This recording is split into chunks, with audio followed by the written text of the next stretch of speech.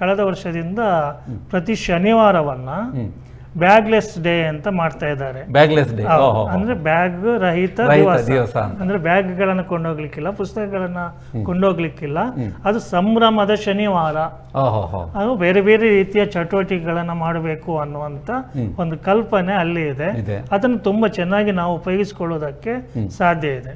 ಇನ್ನೊಂದು ಪುಸ್ತಕ ಕಾರ್ನರ್ ಅನ್ನುವಂಥದ್ದು ಪ್ರತಿ ಶಾಲೆಯಲ್ಲೂ ಇರಬೇಕು ಅನ್ನೋದನ್ನ ಹೇಳಿದ್ದಾರೆ. ಮತ್ತು ಪ್ರತಿಯೊಂದು ಶಾಲೆಯಲ್ಲಿ ಕೂಡ ಒಂದು ಸಣ್ಣ ಮಟ್ಟದ ಗ್ರಂಥಾಲಯ ಇದೆ ಮತ್ತು ಮಕ್ಕಳಿಗೆ ಪುಸ್ತಕಗಳನ್ನ ಓದಿಸುವ ಕೆಲಸಗಳು ಆಗ್ತಾ ಇದೆ.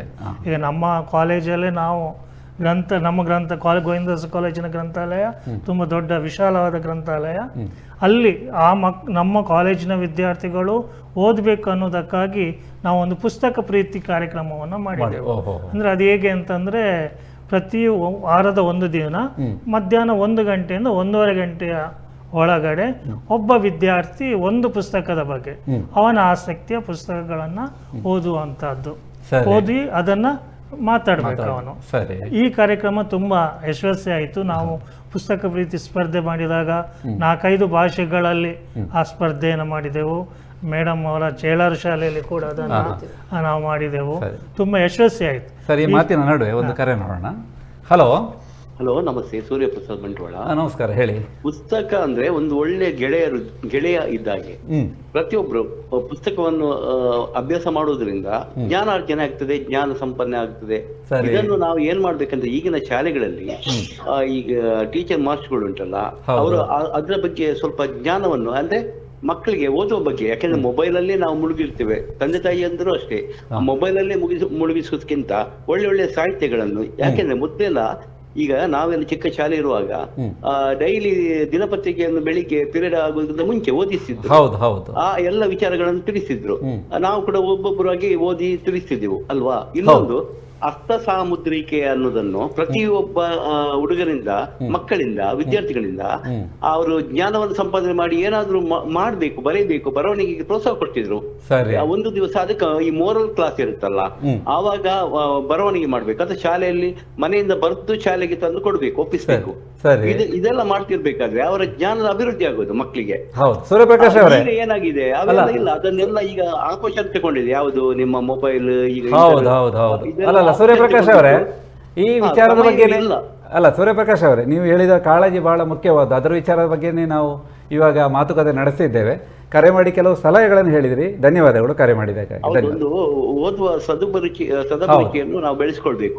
ಮಕ್ಕಳಿಗೆ ಒಂದು ಅದನ್ನು ಮಕ್ಕಳಿಗೆ ಎತ್ತವರು ಹೇಳ್ಬೇಕು, ಮತ್ತೆ ಗುರು ಹಿರಿಯರು ಶಾಲೆಯಲ್ಲಿ ಕೂಡ ಮಾಡ್ಬೇಕು ಅನ್ನೋದನ್ನು ನನ್ನೊಂದು ಚಿಂತನೆ. ಆಯ್ತು ಸರ್, ಧನ್ಯವಾದಗಳು. ನೀವು ಆಸಕ್ತಿ ಈಗ ಯಾವ ವಿಚಾರಗಳ ಬಗ್ಗೆ ಇದೆ ಮತ್ತು ಯಾವ ರೀತಿಯ ಪುಸ್ತಕಗಳು ಪ್ರಕಟ ಆಗ್ತಾ ಇದೆ ಅನ್ನೋದನ್ನ ಕೇಳಿದಿರಿ. ಸಾಮಾನ್ಯವಾಗಿ ಪ್ರತಿ ವರ್ಷ ಕೂಡ ಅತ್ಯಂತ ಹೆಚ್ಚು ಪುಸ್ತಕಗಳು ಪ್ರಕಟ ಆಗೋದು ಅದು ಕವನ ಸಂಕಲನಗಳು. ಕವಿ ಕವಿಯವರು ಯಾವುದೆಲ್ಲ ಪುಸ್ತಕಗಳು ಬರೆದಿದ್ದೀರಿ ರಘುರಾಜ್ ಅವರೇ? ಒಂದೆಷ್ಟು ಹೆಸರುಗಳು? ಕವನ ಸಂಕಲನಗಳು ಬಂದಿದೆ, ಮತ್ತೆ ಕಥೆಗಳನ್ನು ಬರೆದಿದ್ದೀರಿ, ಮತ್ತೆ ಲೇಖನಗಳಿದೆ, ನಾಟಕ ಇದೆ, ಅನುವಾದ ಸಾಹಿತ್ಯ, ಸರಿ, ಈಗ ಮಕ್ಕಳ ಸಾಹಿತ್ಯ ಕೆಲವು ಬರೆದಿದ್ದೇನೆ. ರಘು ಹಿಡ್ಕಿದೇವರ ಹೆಸರುಗಳನ್ನು ಕೇಳಿದ್ದಾರೆ. ಬಹುಶಃ ಮಾಧ್ಯಮದ ಮೂಲಕ ನಮ್ಮ ವೀಕ್ಷಕರಿಗೆ ನೋಡುವಂತ ಒಂದು ಅವಕಾಶ ಸಿಕ್ಕಿದೆ. ಜೊತೆಗೆ ಜ್ಯೋತಿ ಮೇಡಮ್ ಅವರೇ, ಈಗ ಹೊಸ ಮಾಹಿತಿ ಜಾಲಗಳು, ಮಾತಾಡಿದ ಕೂಡಲೇ ಹೊಸ ಮಾಹಿತಿ ಜಾಲಗಳು ಬಂದಿದೆ, ಪುಸ್ತಕ ಓದುವಿಕೆ ಕಡಿಮೆ ಆಗಿದೆ. ಹಾಗೇನಾದರೂ ಇದ್ರ ಡೀಟೇಲೀಕರಣ ಹೊಸತ್ತು ಸಿಸ್ಟಮ್ ಇಂದ ಏನಾದರೂ ಸಮಸ್ಯೆ ಇದೆಯಾ ಅಂತ ನಿಮ್ಮ? ಪುಸ್ತಕಗಳನ್ನು ಈಗ ಆನ್ಲೈನಲ್ಲಿ ಮೈಲಾಂಗ್ನಂತಹ ಆನ್ಲೈನ್ ಇದರ ಮೂಲಕ ಕೂಡ ಅದನ್ನು ಡಿಜಿಟಲೀಕರಣ ಮಾಡ್ತಾರೆ. ಒಂದು ಅರ್ಥದಲ್ಲಿ ಅದು ಒಳ್ಳೆಯದು, ಯಾಕಂತಂದ್ರೆ ತಾಳೆಗರಿಗಳಲ್ಲಿ ಸಂಗ್ರಹ ಮಾಡಿ ಇಡ್ತಾ ಇದ್ದ ಕಾಲಕ್ಕೂ ಈಗ ಪುಸ್ತಕಗಳನ್ನು ಅಚ್ಚು ಹಾಕಿ ಅದು ಪೇಪರ್ಗಳನ್ನು ಉಳಿಸೋ ಕಾಲಕ್ಕೆ, ಅಂದರೆ ಕೆಲವು ಪುಸ್ತಕಗಳು ಬಹಳ ಒಳ್ಳೆಯ ಪುಸ್ತಕಗಳು ನಮಗೆ ಓದ್ಲಿಕ್ಕೆ ಸಿಗದೇ ಇದ್ದಾಗ ಅವುಗಳು ಮೈಲಾಂಗ್ನಲ್ಲಾದರೂ ಇದ್ದರೆ ನಮಗೆ ರೆಫರೆನ್ಸಿಗೆ ತುಂಬ ಒಳ್ಳೆಯದು. ಆದರೆ ಮೊಬೈಲಲ್ಲಿ ನಾವು ಓದ್ತೇವೆ ಅಂತ ಹೇಳುವ ಇವತ್ತಿನ ಯುವ ಪೀಳಿಗೆ ಏನಿದೆ, ನೀವು ಓದಬೇಕು ಅಂತ ಹೇಳಿದ ಕೂಡಲೇ, ಯಾಕಂದರೆ ನಾವು ಶಾಲೆಗಳಲ್ಲಿ ಓದಿಸ್ತೇವೆ, ಅವ್ರ ಹತ್ರ ಗೋಡೆ ಪತ್ರಿಕೆ ಬರೆಸ್ತೇವೆ, ಎಲ್ಲ ಮಾಡ್ತೇವೆ, ಆದರೆ ಓದಿ ಅಂತ ಹೇಳಿದ ತಕ್ಷಣ ನಾವು ಮೊಬೈಲ್ ಓದ್ತೇವೆ ಅಂತ ಹೇಳ್ತಾರೆ. ಮೊಬೈಲಲ್ಲಿ ನೋಡ್ತೇವೆ ಅಂತ. ಮೊಬೈಲಲ್ಲಿ ಓದುದಿಲ್ಲ, ನೋಡೋದಲ್ವಾ? ಆದ್ರೆ ಮೊಬೈಲಲ್ಲಿ ಓದುವ ಕ್ರಮ ಇದೆಯಲ್ಲ, ಅದರಲ್ಲಿ ಪ್ರತಿಲಿಪಿಯಲ್ಲಿದೆ. ಅದನ್ನ ನೀವು ಆಸಕ್ತಿಯಿಂದ ಓದಿಸಿಕೊಂಡು ಹೋಗುವಂತಹ ಕಥೆಗಳನ್ನ, ರೋಮಾಂಚಕ ಕಥೆಗಳನ್ನ ಅಲ್ಲಿ ಹಾಕಿರ್ತಾರೆ. ಆದ್ರೆ ಅಲ್ಲಿ ಬರುವ ಬರಹಕ್ಕೂ ನಾವು ಕೃತಿಗಳನ್ನ ಆಯ್ಕೆ ಮಾಡಿಕೊಂಡು ಓದುವ ಅಭಿರುಚಿಯನ್ನ, ನಮ್ಮ ತಿಳುವಳಿಕೆಯನ್ನ, ನಮ್ಮ ಜ್ಞಾನವನ್ನ ಹೆಚ್ಚಿಸುವ ಕೃತಿಗಳನ್ನ ಓದುವುದಕ್ಕೂ ತುಂಬಾ ವ್ಯತ್ಯಾಸ ಇದೆ. ಯಾಕೆಂದ್ರೆ ನಾವು ಓದುವಿಕೆ ಅನ್ನೋದು ಒಂದು ಧ್ಯಾನ ಇದ್ದ ಹಾಗೆ, ಒಂದು ಹಸಿವು ಇದ್ದ ಹಾಗೆ, ಒಂದು ಗೆಳೆತನ ಇದ್ದ ಹಾಗೆ, ಮತ್ತು ನಮ್ಮ ಮನೋವಿಕಾಸವನ್ನ ಮಾಡುವುದಕ್ಕೆ ಸಾಧ್ಯ ಆಗುವಂತ ಒಂದು ಮಗುವಿನ ಮನೋವಿಕಾಸಕ್ಕೆ ಓದು ಕೂಡ ಬಹಳ ಮುಖ್ಯ. ಭಾಷೆಯನ್ನ ಕಲಿಯುವುದು, ಓದುವುದು ಕೂಡ ಬಹಳ ಮುಖ್ಯ. ಹಾಗಾಗಿ ಭಾಷೆಯ ಓದಿದೆಯಲ್ಲ, ಅದರಲ್ಲಿ ಆ ಮಗು ಏನನ್ನ ಓದ್ತದೆ, ಯಾವ ಕೃತಿಯನ್ನ ಓದ್ತದೆ, ಅದು ಕೂಡ ಬಹಳ ಮುಖ್ಯ. ಅದರ ಆರೋಗ್ಯಪೂರ್ಣ ಮನಸ್ಸು ಆಗ್ಬೇಕಾದ್ರೆ ಮಗು ಓದುವ ಪುಸ್ತಕ ಯಾವುದು ಅನ್ನುವ ಎಚ್ಚರ ತಂದೆ ತಾಯಿಗಳಿಗೂ ಇರಬೇಕು, ಶಿಕ್ಷಕರಿಗೂ ಇರಬೇಕು. ಮಗುವಿನ ಮನೋವಿಜ್ಞಾನವನ್ನ ವಿಸ್ತರಿಸುವ ಮತ್ತು ಅದರ ಕಲ್ಪನೆಯನ್ನ, ಅದರ ಊಹೆಯನ್ನ, ಅಂದ್ರೆ ಹೊರ ಜಗತ್ತನ್ನ ನೋಡ್ತಾ, ಯಾಕಂದ್ರೆ ಮೊಬೈಲ್ನ ಒಳಗೆ ಮುಳುಗಿ ಹೋದ್ರೆ ನಮ್ಗೆ ಹೊರಗಿನ ಸೂರ್ಯೋದಯವಾಗ್ಲಿ ಸೂರ್ಯಾಸ್ತವಾಗ್ಲಿ ಯಾವುದೂ ಗೊತ್ತಾಗುದಿಲ್ಲ.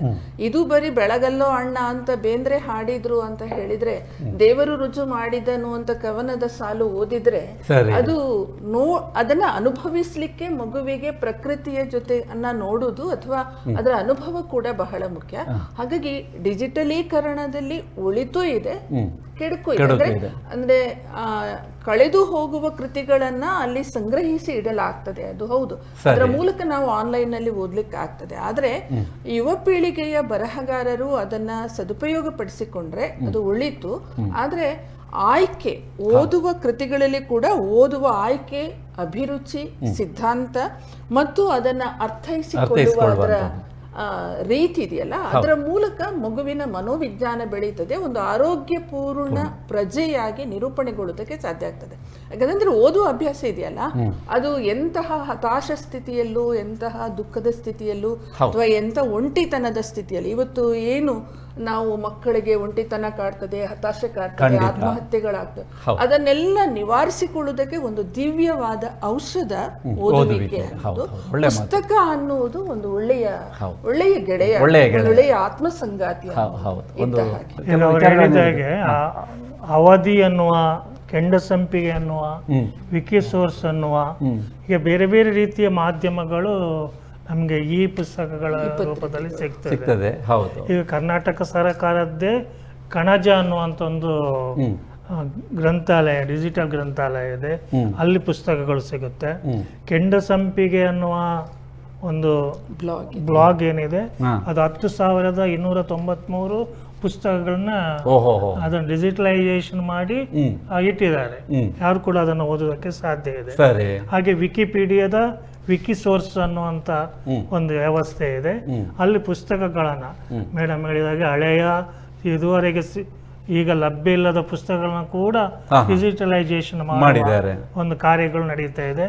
ಪತ್ರಿಕೆಗಳನ್ನು ಕೂಡ ಆ ಥರ ಮಾಡ್ತಾ ಇದ್ದಾರೆ. ಈಗ ಮುಂಗಾರು ಪತ್ರಿಕೆಯ ಎಲ್ಲ ಪ್ರತಿಗಳನ್ನ ಡಿಜಿಟಲೈಸೇಷನ್ ಮಾಡುವ ಒಂದು ಕ್ರಮಗಳು ಕೂಡ ಬರ್ತಾ ಇದೆ.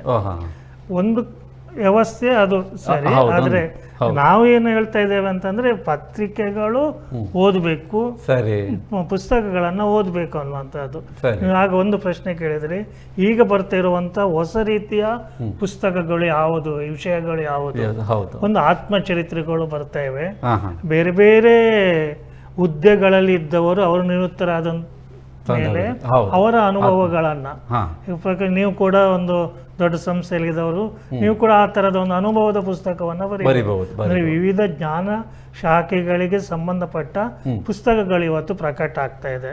ಈ ರೀತಿ ಆತ್ಮಚರಿತ್ರೆಗಳು, ಅಂಕಣ ಬರಹಗಳು, ಬೇರೆ ಬೇರೆ ವಿಚಾರಗಳಿಗೆ ಸಂಬಂಧಪಟ್ಟ ಹಾಗೆ.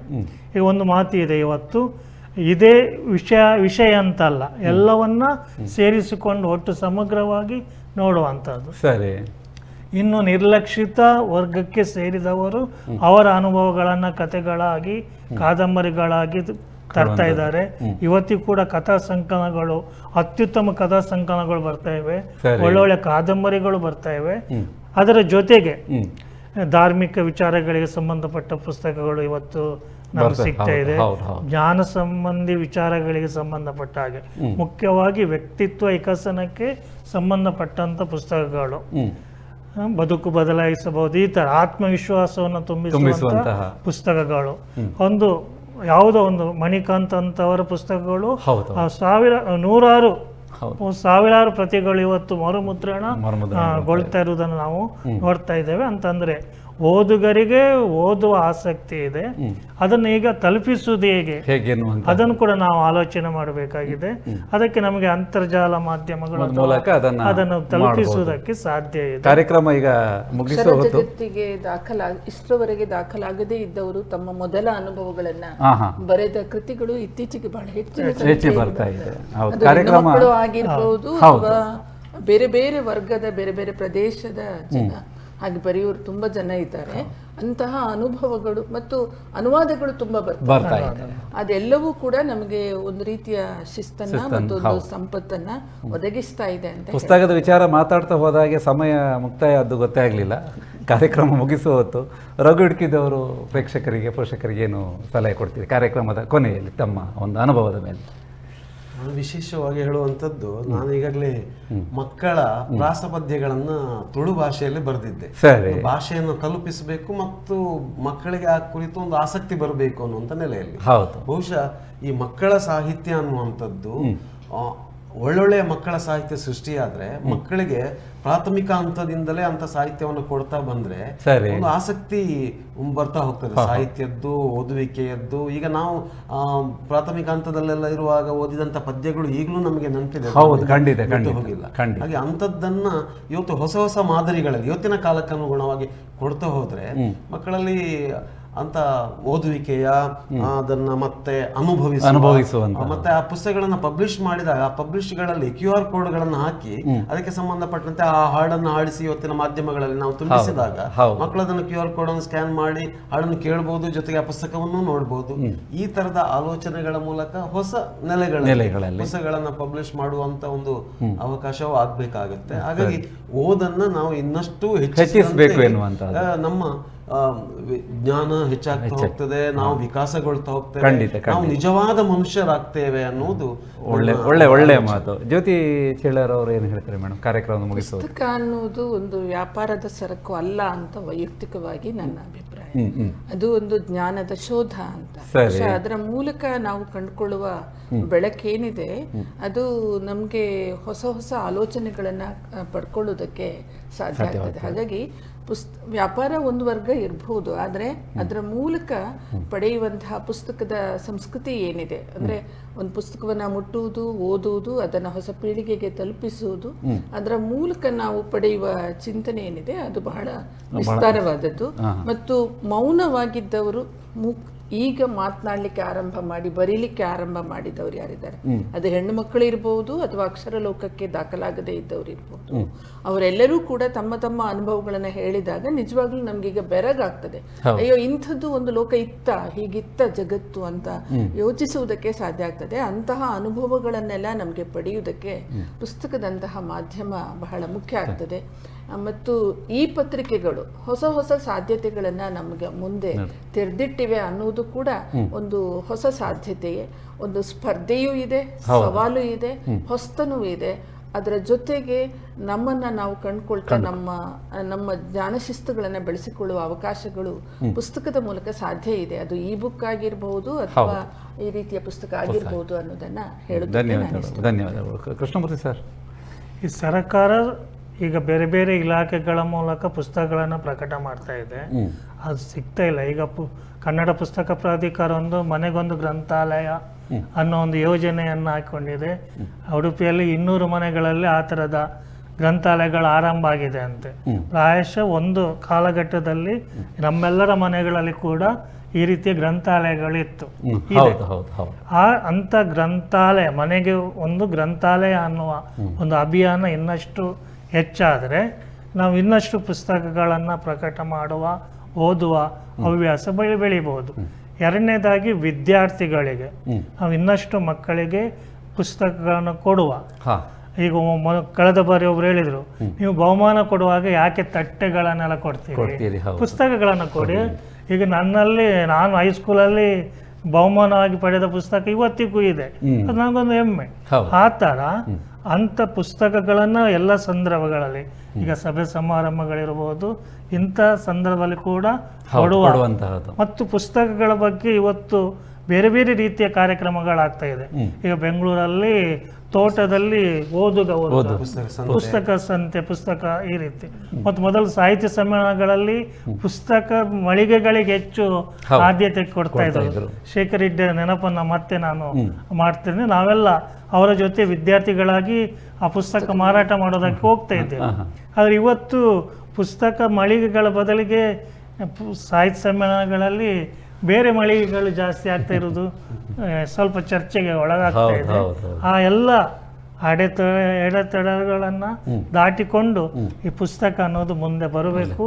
ಮತ್ತು ನಾವು ಹೇಗೆ ಪುಸ್ತಕದ ಮೂಲಕ ಬೆಳೆದಿದ್ದೇವೋ ಎಲ್ಲರೂ ಕೂಡ ಆ ಥರ ಆಗಬೇಕು ಅನ್ನೋದು ನಮ್ಮ ಆಶಯ. ಬಹಳ ಸಂತೋಷ. ಇಷ್ಟು ಹೊತ್ತು ನಾವು ನಿರರ್ಗಳವಾಗಿ ಮಾತಾಡಲಿಕ್ಕೆ ಮತ್ತು ಯಾವುದೇ ಗೊಂದಲ ಇಲ್ಲದೆ ಸ್ಪಷ್ಟವಾಗಿ ವಿಚಾರಗಳನ್ನು ಮಂಡಿಸಲಿಕ್ಕೆ ಕಾರಣ ಏನಿದ್ರು ಅದು ಪುಸ್ತಕಗಳೇ. ಪುಸ್ತಕ ನಾವೆಲ್ಲ ಓದುಗರಾದ, ಈಗಲೂ ಓದ್ತಾ ಇದ್ದೇವೆ, ಓದುಗರಾದ ಕಾರಣ ಇದೆಲ್ಲ ಸಾಧ್ಯವಾಯಿತು. ಭಾಳಷ್ಟು ವೀಕ್ಷಕರ ಕರೆಗಳು ಬಂತು. ಅದರಲ್ಲಿ ಮುಖ್ಯವಾಗಿ ರತ್ನಾಕರ್ ಅವರು, ಪುಷ್ಪರಾಜ್ ಅವರು, ಹಾಗೆ ಬೇರೆ ಬೇರೆ ವೀಕ್ಷಕರು ಕರೆ ಮಾಡಿ ಪುಸ್ತಕದ ಬಗ್ಗೆ ತಮ್ಮ ಅಭಿಪ್ರಾಯಗಳನ್ನು, ಓದುವಿಕೆಯ ಬಗ್ಗೆ ಅಭಿಪ್ರಾಯಗಳನ್ನು ತಿಳಿಸಿದ್ದಾರೆ. ಅದರ ಬಗ್ಗೆ ಕಾಳಜಿಯನ್ನು ತಿಳಿಸಿದ್ದಾರೆ. ಅವರಿಗೂ ನಾವು ಧನ್ಯವಾದಗಳನ್ನು ಹೇಳ್ತಾ ಇದ್ದೇವೆ.